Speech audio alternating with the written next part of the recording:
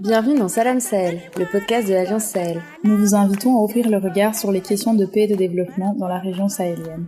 Avec nos invités, à chaque épisode, nous vous proposons un autre regard sur les questions de paix et de développement au Sahel et en Afrique de l'Ouest. Bienvenue dans Salam Sahel, le podcast de l'Alliance Sahel. Aujourd'hui, je reçois Abdoulaye Mohamedou, secrétaire exécutif du comité permanent inter-État de lutte contre la sécheresse dans le Sahel, le CILS.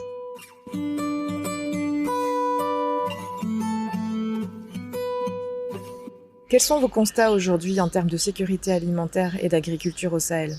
Sur les 10 dernières années, la production agricole de la région augmente de façon régulière. Il y a des situations souvent où certaines cultures ont connu une baisse liée surtout à des contingences du climat ou des prix, par exemple dernièrement la crise russo-ukrainienne. Mais évidemment, cette production, malgré qu'elle augmente, est insuffisante pour nourrir les populations de la région, estimées à environ 400 millions de personnes. Il faut dire que le Sahel et l'Afrique de l'Ouest sont coutumiers des déficits alimentaires depuis les années 70.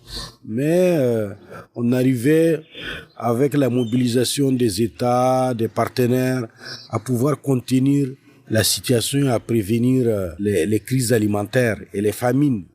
Il y a des tendances lourdes au Sahel qui sont connues. Le changement climatique depuis les années 70 affecte la région avec la dégradation des terres, la baisse des rendements, etc. Ça, c'est connu. Une autre tendance lourde, c'est la démographie également. Mais depuis une dizaine d'années, on a des facteurs aggravants. Notamment, il y a eu la crise de 2008, des marchés. Il y a eu la Covid-19. Je pense que tout le monde s'accorde à dire qu'on était dans une certaine normalité jusqu'à la crise de la Covid-19 qui a fortement impacté les systèmes agricoles de la région. Mais également l'insécurité civile que connaît le Sahel également depuis les années 2000 qui a provoqué des déplacements des populations qui ne peuvent plus produire de ce fait. Donc on a un nombre important de réfugiés dans la région. On ne connaissait pas cette situation, donc il faut leur apporter une assistance alimentaire. La crise russo-ukrainienne est arrivée également comme un autre facteur aggravant, parce que on dépend essentiellement de cette région, surtout en ce qui concerne les engrais.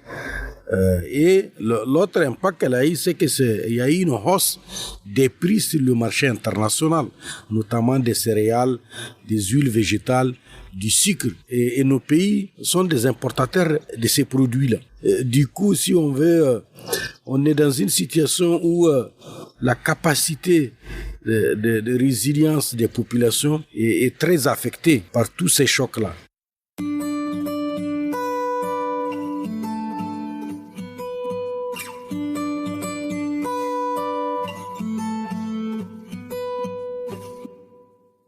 Comment les populations tiennent le coup ? Qu'est-ce qui est mis en place ? Qu'est-ce que vous constatez pour tenir le coup face à ces différents chocs et ces impacts sur l'agriculture et l'alimentation ?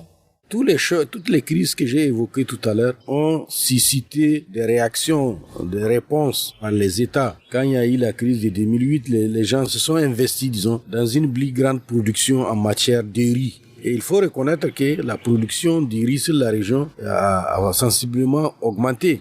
Mais il faut reconnaître aussi que la région dispose depuis plusieurs années déjà de dispositifs qui lui permettent de faire face à la situation. C'est notamment le réseau de prévention des crises alimentaires qui permet à la région, à ses principaux partenaires, d'analyser la situation de la sécurité alimentaire et nutritionnelle, pour les pays d'élaborer des plans de réponse. Et souvent, il y a une mobilisation des financements au niveau international, mais également au niveau des États, des ONG, pour faire face à la situation. Il faut reconnaître aussi que les stratégies traditionnelles se sont avérées difficiles dans le contexte d'insécurité actuelle et de fermeture des frontières. Parce qu'avant, les soupapes de sécurité pour les gens, c'est la migration, soit au niveau de la région ou au-delà. Et ça, ça devient de plus en plus compliqué. Prenez les éleveurs, par exemple. Il devient de plus en plus difficile de faire de la transhumance dans la région. Les parcours de transhumance, c'est surtout les zones transfrontalières. Et avec l'insécurité, les éleveurs ne peuvent plus faire cette transhumance-là.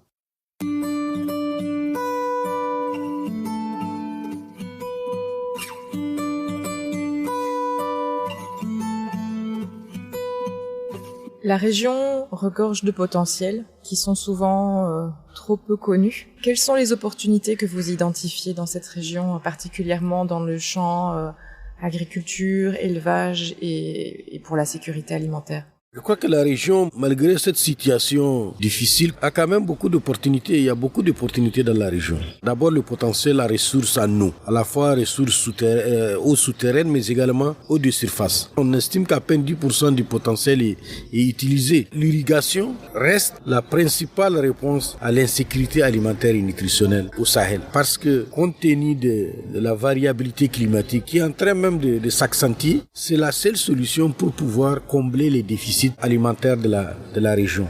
On dit qu'au Sahel, la mobilisation de l'eau et de l'énergie solaire peut changer la donne. Parce que nous avons non seulement l'eau, mais nous avons également l'énergie solaire. Et on voit aujourd'hui des dynamiques à l'œuvre dans ces pays-là. Un autre potentiel, c'est également l'élevage. La transformation donc des produits laitiers et même des produits agricoles reste encore un potentiel à développer dans la région. Tout ça mis ensemble peut permettre à la région d'atteindre un certain degré d'autosuffisance alimentaire. Évidemment, il faut des investissements massifs et sur le long terme pour pouvoir développer ce potentiel. Il faut également plus de synergie et de coordination entre les États et les différents partenaires. Parce qu'on ne peut pas non plus dire qu'il n'y a pas de ressources financières dans la région. L'aide au développement, la mobilisation par les États, par les ONG, par les organisations de producteurs est importante. Merci pour votre écoute. Si vous avez aimé cet épisode, n'hésitez pas à le partager autour de vous. Et si vous souhaitez suivre l'actualité de l'Alliance Sahel, rejoignez-nous sur alliance-sahel.org.